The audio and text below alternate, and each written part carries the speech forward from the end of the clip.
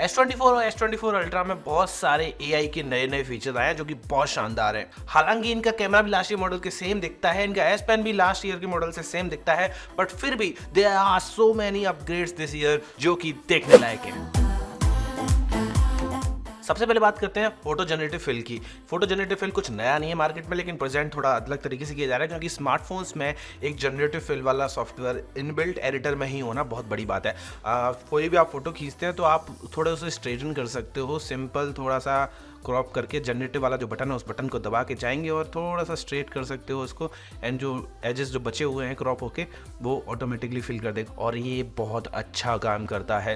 चाहे आप सोफे पे बैठे हैं या फिर कहीं और बैठे हैं, ये जनरेट करके देता है। इसके अलावा अगर आप किसी ऑब्जेक्ट या सब्जेक्ट को उठा के कहीं दूसरी जगह पे भी रखते हैं, जैसे कि कोई सोफा पे बैठा हुआ है उसको उठा के दूसरी साइड रख रहे हो, तो वो भी इसमें बहुत अच्छे से होता है एंड वो जनरेटिव फिल इसमें भी काम करता है और बहुत अच्छे से काम करता है। छोटा बड़ा भी कर सकते हो। ऑब्वियसली मैंने एक फोटो में ये जो हमारा मेन सब्जेक्ट था उसको थोड़ा सा बड़ा कर दिया, उस सिनेरियो में भी इसने बहुत अच्छे से काम किया और रेलिंग वगैरह पे हाथ जो परफेक्ट आना था वो परफेक्ट आ गया। कुल मिला के बात यह है कि generative fill is here and it is here to stay. Obviously इस चीज़ का गलत इस्तेमाल भी किया जा सकता है, लेकिन इसके लिए इन्होंने एक वो जो मैजिक वाला साइन है ना AI वाला, वो हर फोटो के बीच में आ जाएगा नीचे की साइड में बॉटम लेफ्ट कॉर्नर पर, जिससे कि मालूम पड़ जाएगा कि ये फोटो जनरेटिव फिल ने बनाया या फिर AI द्वारा बनाया गया है। इसके अलावा जनरेटिव फिल में एक और भी है टैप एंड होल्ड का। आप टैप एंड होल्ड करके इधर उधर मूव तो कर ही सकते हो, लेकिन गायब भी कर सकते हो। अगर कोई चीज़ है उसको गायब करना है, कोई बैकग्राउंड में कोई आदमी आ गया उसको आप टैप करके वो सेलेक्ट हो जाएगा, ऑटोमेटिकली उसे रिमूव कर सकते हो, छोटा बड़ा भी कर सकते हो। It's a great feature. Obviously I am using it and I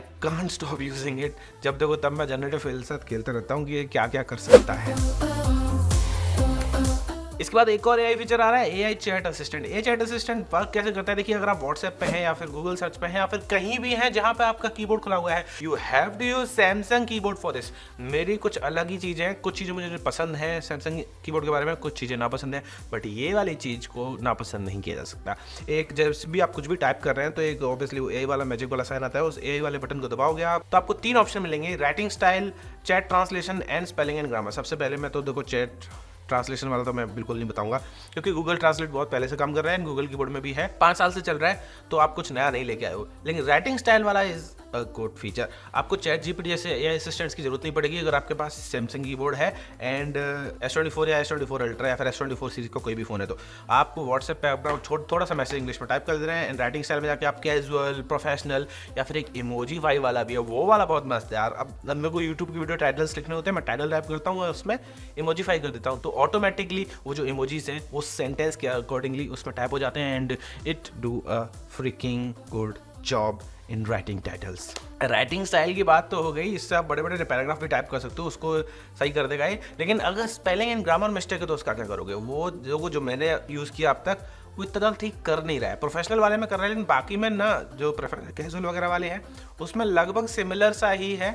ऐसा जो हमने टाइप किया ज़्यादा कुछ स्पेलिंग एंड ग्रामर ठीक नहीं करता है, उसके लिए आपको स्पेलिंग एंड ग्रामर का ही यूज़ करना पड़ेगा। स्पेलिंग एंड ग्रामर में जाके आप सीधे सीधे जो भी आपकी स्पेलिंग मिस्टेक्स हैं या फिर ग्रामेटिकल मिस्टेक्स है वो ऑटोमेटिक ठीक कर देगा। सिंपल इनफ सेल्फ अंडरस्टैंडिंग वाली चीज़ है, कुछ इसमें कुछ गलत मतलब इसमें कुछ ज़्यादा एक्सप्लेन करने के लिए है नहीं, बट हाँ it is useful and professionalism. अगर आप प्रोफेशनल चैट कर रहे हो किसी से या फिर आप डर के किसी से चैट कर रहे हो तो ये बहुत काम आने वाला है। और बात भाई ये हिंदी में काम नहीं करता है।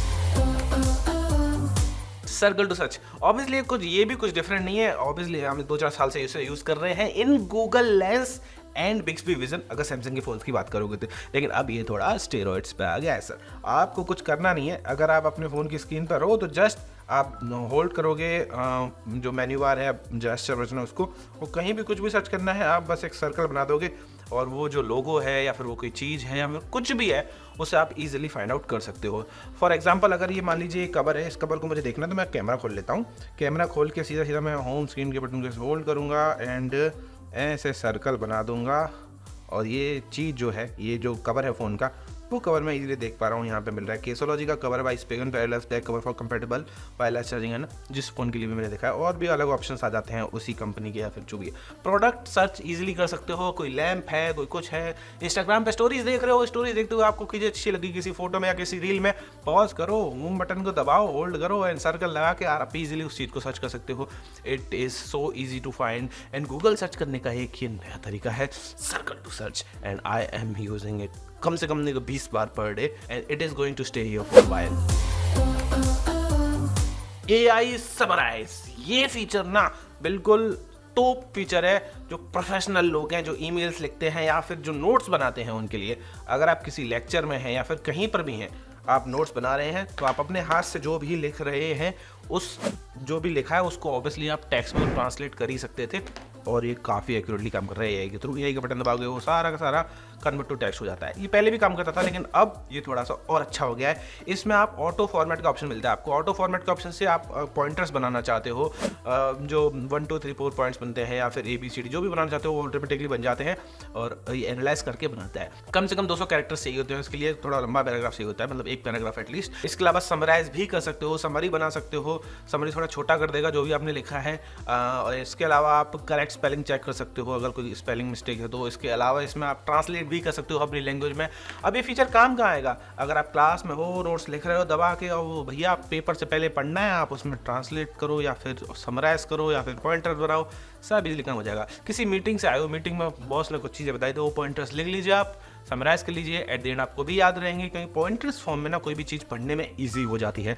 ये तो देखो साफ सीधी बात है, ये तो बताने की जरूरत नहीं है। अब इसी फीचर का ना एक और उपाय है, वो आता है AI ट्रांसक्रिप्ट असिस्ट। अब इस असिस्ट का मतलब जो भी आप वॉइस रिकॉर्डर से रिकॉर्ड कर रहे हो या फिर कोई पुराने रिकॉर्डिंग्स भी हैं तो उसको आप डाल दोगे तो स्पीकर 1 स्पीकर 2 उस हिसाब से जो जैसे जैसे बोल रहा है वो टाइप होता चला जाएगा। नॉट सो एक्यूरेटली बट हाँ टाइप होता है, और फिर उसकी भी समरी बना सकते हो। उसको भी आप कॉपी करके नोट्स में ले आओ, समरी बना लो, क्या बात हुई है जो भी है, ईजिली काफ़ी सही से काम करता है एंड इट्स गुड। 2-4 लोगों में मीटिंग हो रही है तो वो सारा रिकॉर्ड होकर अच्छे से काम हो जाता है। अब जो सबसे तो फीचर है भैया, ये तो बात है जो हम बताते जा रहे हैं, एक से बढ़कर एक फीचर आते जा रहा है। सबसे बेहतरीन फीचर है वॉइस ट्रांसलेशन वाला। जब भी आप किसी को कॉल करते हो तो आपको ऑप्शन मिलेगा कि आप ऑब्वियसली थोड़ा डिक करना पड़ेगा सेटिंग्स में जाके, कॉल डायलर की सेटिंग्स में जाके, कॉल सेटिंग्स में जाके ऑटो ट्रांसलेट उसमें भी आपको ऑन करना पड़ेगा, म्यूट वाला, कि जो हम बोले उसको आवाज़ सुनाई ना दे, सीधे ट्रांसलेट होके सुनाई दे कंप्यूटर की आवाज़ में, और जो वो बोल रहा है वो हमें सुनाई ना दे, उसको हमें सिर्फ सीधे ट्रांसलेट होकर सुनाई दे। अब आप किसी को कॉल करते हैं जिसको इंग्लिश नहीं आती है, आपको इंग्लिश आती है बट उसको इंग्लिश नहीं आती है, उसको सिर्फ हिंदी आती है, तो वो हिंदी में बोलेगा, आपको इंग्लिश में सुनाई देगा, आप यहाँ इंग्लिश में बोलोगे उसे वहाँ हिंदी में सुनाई देगा।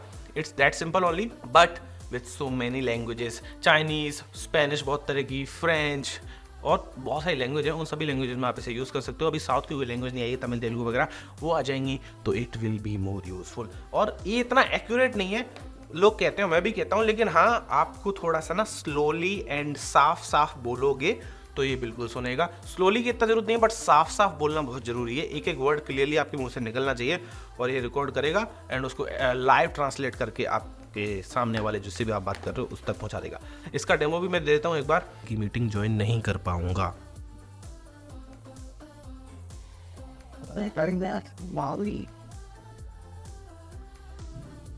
But that will not work with us.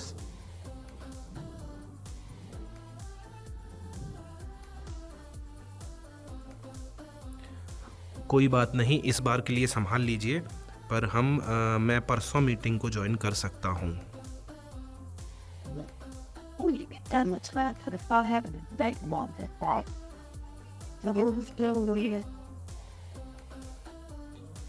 Okay, that will work with us. But do remember, you cannot skip this meeting day after tomorrow. It's not probably something really back and leave the book that तो it is working pretty fine with me. मैं खुद से ही बात कर रहा था, English में उधर बोल रहा था, इधर से हिंदी में बोल रहा था, बट हाँ इट वाज अमेजिंग।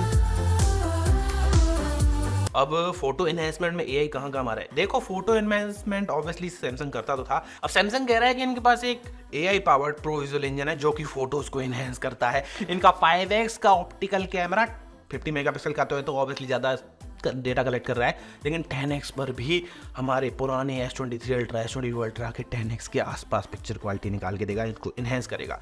और जो मैंने खींच के देखे 100x पे फोटो, वो यही फील कर पा रहा था मैं कि जो 100x पे फोटो खींचे जा रहे हैं वो लास्ट ईयर वाले कैमरा से थोड़ा सा ना कंप्यूटराइज से लग रहे हैं कि भैया कंप्यूटर से इसमें बहुत ज़्यादा एनहेंसमेंट करी गई है, जबकि लास्ट ईयर वाले कैमरा में इतना एनहेंसमेंट नहीं था, लेकिन वो शार्प थोड़ा सा ज़्यादा लग रहा था, बिकॉज ऑब्वियसली 10x का ऑप्टिकल लेंस था उसमें। एक ऑब्वियसली डिजिटल जूम करोगे तो ये एनहेंसमेंट ज़्यादा बढ़ जाएगा, बाकी नॉर्मल में भी ये जो इनका रीमास्टर वाला है, रीमास्टर से जस्ट टच करके आप फोटो को बहुत अच्छे से बना सकते हो। अगर फोटो बहुत ज़्यादा हाई क्वालिटी में ही खींचा गया है तो इतना ज़्यादा रीमास्टर नहीं होता, बहुत सही लाइट में खींचा गया तो भी रीमास्टर करने का कोई फायदा नहीं है।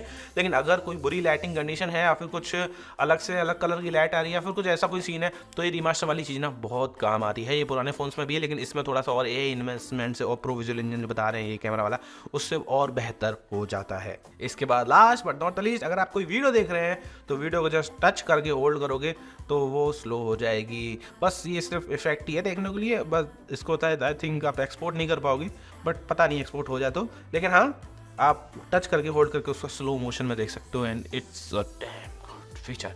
अगर कोई वीडियो आपने 30 FPS में भी शूट करी है तो उसे आप आराम से स्लो मूव करके देखो, मस्त। और ये एक बहुत अच्छा काम कर रहा है, वही फ्रेम्स के बीच में एक और फ्रेम इंसर्ट कर रहा है एआई के थ्रू जनरेटिव फिल टाइप से, लेकिन ये रियल टाइम में कर रहा है। इतना पावरफुल है ये 8 Gen 3 का प्रोसेसर जो कि इस फ़ोन में लगा हुआ है S24 Ultra में। S24 में भी आपको Exynos 2400 देखने को मिलता है, लेकिन उसमें भी ये काम होता है। और 4K 120 FPS में ऑलरेडी शूट कर सकता है, तो भैया स्लो करने की किसी खास जरूरत नहीं पड़ेगी, शूट ही 4K 120 FPS में कर रहा है ना।